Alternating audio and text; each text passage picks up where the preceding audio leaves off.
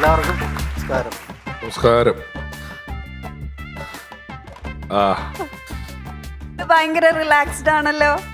ഭയങ്കര റിലാക്സ്ഡ് ആണല്ലോ. സംഭവം ഉണ്ട്. ബെഡ് വേണോ കിടക്കാൻ? കിടക്കാനായിട്ട് ബെഡ് വേണോ? എന്താണ് ഇതൊരു പോസൊക്കെ ഉണ്ട്? ഞാനേ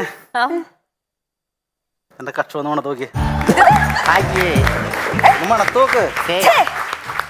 മോശമായിട്ട് പറഞ്ഞല്ലേ ഉഷാരടി? എന്താണോ താങ്കളോട് എന്ന് പറഞ്ഞത്? അമ്മ അത് ആരും പറയൂ. ഊതാനല്ലെന്ന്. ഞാൻ എന്റെ ഒരു ഫ്രണ്ടിന്റെ കടയിൽ പോയിന്ന്. അപ്പൊ അവിടെന്ന് സ്പ്രേ ഉള്ള കടയാണ് അവന്റെ, മറ്റേ അത്ര വിൽക്കണ കട. അപ്പൊ അവനൊരു നല്ലൊരു സ്പ്രേ അടിച്ചു തന്നിരിക്കും. അതിന്റെ അതാണ് നല്ല കാര്യം ഞാൻ പറഞ്ഞല്ല, മോശമായിട്ടല്ല. കക്ഷത്തിൽ തേച്ചത് നന്നായി, വേറെ എല്ലായിടത്തും തേച്ചെന്നിറങ്ങില്ല.